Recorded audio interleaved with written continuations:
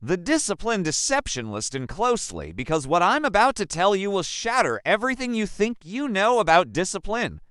For years, you've been lied to. You've been told that discipline is about restriction, about denial, about forcing yourself to suffer. But that's not discipline, that's self-torture.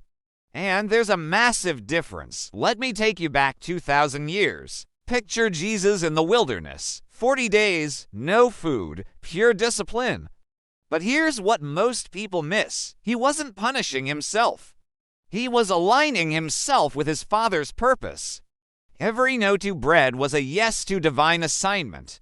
Every moment of hunger was a moment of spiritual sharpening. He wasn't being tortured, he was being tuned.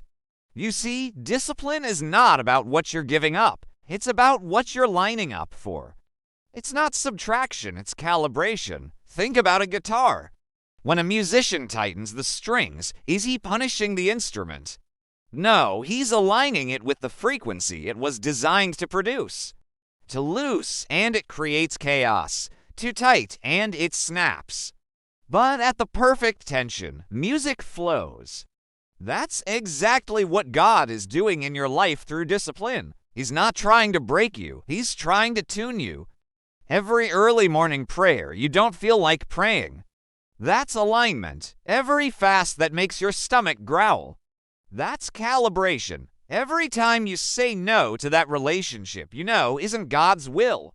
That's you getting in tune with heaven's frequency. Here's where it gets powerful. The Apostle Paul said, I discipline my body and bring it into subjection. Notice he didn't say, I punish my body. He said discipline. He understood something revolutionary. Your body isn't your enemy. Your flesh isn't the problem. The problem is when your body is out of alignment with your spirit, and your spirit is out of alignment with God's spirit. Think about David. This man had everything: power, wealth, women throwing themselves at him. But when he saw Bathsheba on that rooftop, he was out of alignment. Not because attraction is wrong, but because in that moment, his flesh wasn't submitted to his purpose. One moment of misalignment cost him a child, his family's peace, and years of warfare. One moment, but look at Daniel. Same temptations, same pressures.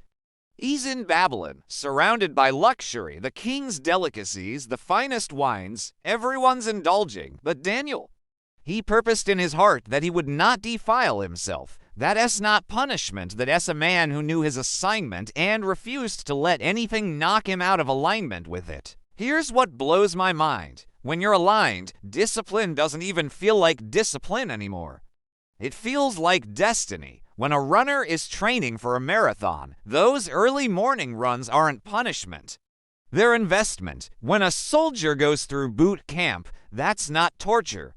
That's preparation for war. When you're studying for that degree, those late nights aren't suffering. They're the price of your future, but we've been deceived into thinking that if it's difficult, it must be wrong.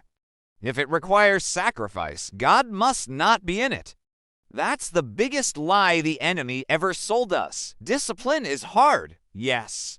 But it's hard because alignment requires precision. A surgeon's hand must be steady. A pilot's calculations must be exact. A prophet's ear must be tuned. And tuning always requires tension.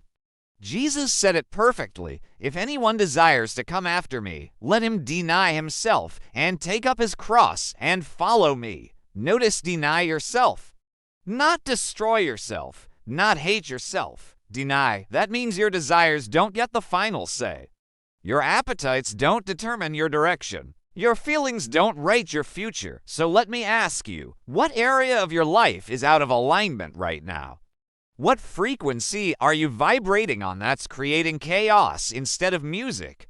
Where have you been calling freedom what God calls disorder? Because here's the truth that lines set you free. The areas where you lack discipline are the areas where you lines lack destiny. Discipline isn't your enemy. It's your alignment tool. And when you finally get in tune with heaven's frequency, everything changes. Your prayers hit different. Your worship flows different. Your life produces the music it was always meant to create. Stop running from discipline. Start running toward alignment. Your destiny is waiting on the other side.